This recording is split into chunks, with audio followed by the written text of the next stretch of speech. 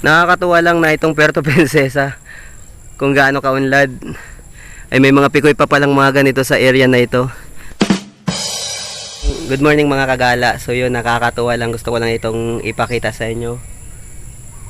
Sa area na to, dito sa Siksikan, may mga lumilipad-lipad na mga pikoy. Araw-araw namin silang nakikita dito sa area. Merong mataas doon na puno, doon talaga sila dumadapo. So ito, dito pala sila nanginginain. So ipakita ko sa inyo mga kagala. Sana maabot ng ating video.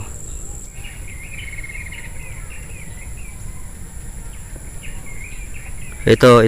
Yan. I-zoom ko muna itong isa. Yan, isa. Tapos, dalawa. Actually, ayun, dalawa pala doon sa magkatabi. Yan, isa. Tapos sa baba niya may isa pa. Yan, magkatabi sila doon. Ayun, may lumipad pang isa. Mga pikoy po yan mga kagala. Halos, parang kung bibilangin mo, 7 yan sila. Na araw-araw na dyan lumilipad, nagpapakita. Nakakatuwa lang na itong Puerto Princesa, kung gaano kaunlad, ay may mga pikoy pa palang mga ganito sa area na ito. Ewan ko lang sa ibang lugar dito sa city. Kasi city proper pa ito halos eh. Kasi sakop pa ito ng ng kabayanan itong Siksikan. Hindi katulad ng sa mga unahan pa sa Inagawa na talagang kagubatan na. Pero ito, tignan nyo naman. May mga pikoy pa dito mga kagala. Ayan. So tignan natin kung lilipad sila. Ayun. 3 pala yun.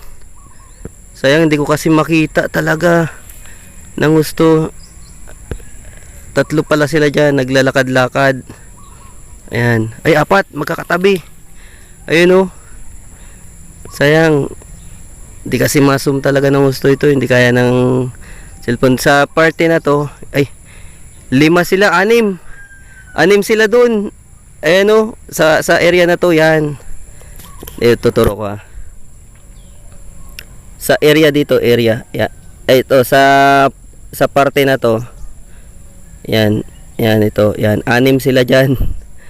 6 na agad sila dyan. Tapos dito sa kabila naman, dito sa natatakpan, ayan, may 2 dyan.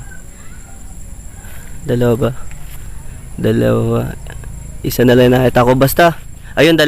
Big sabihin 8 na agad. Ayun na, naglipara na. Aroy, sayang, hindi natin na videoan ng maayos. Naglipada na. Aroy. Nakakatuwa talaga oh. Astig. So may mga pikoy, mga kagaya. Yan, may mga natira pa. Yun, bye-bye pikoy. Ang dami na.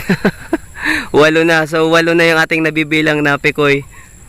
Sa mga susunod siguro mas marami pa tayong mabibilang kapag nagsama-sama na sila, nagtabi-tabi na sila.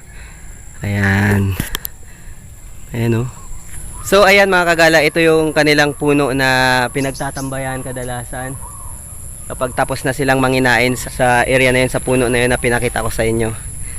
Yan. So meron tayong 8 na legit na magkakatabi na pikoy. So nabilang natin sila. Meron tayong 8 na kasalukuyang nakikita natin na meron dito sa area natin lumilipad-lipad, nagpapakita. Hindi ko lang alam kung marami pa silang kasama na mga pikoy din. Ayan, so meron ng 8. Sana madagdagan pa yung ating makikita kapag magkakatabi silang nanginginain sa puno na yun. Hindi ko alam kung anong puno yun eh. Baka kamatsili, hindi ko alam eh. Yung parang may mga bunga siya. So minsan magpitas tayo ng bunga, ipakita ko sa inyo. So yun lang mga kagala. Yan, nakakatuwa lang isipin na meron pa tayong mga nakikita ngayon na ganito. Habang lumalaki si Zoe, makikita niya itong mga pikoy na to na lumilipad-lipad. Tsaka yung ibang mga ibon. Ayan o, meron na naman doon. Naglalaro-laro lang sila dito sa area na to. So yun lang mga kagala, patuloy nating ingatan ang ating kalikasan. Yan. So bye-bye.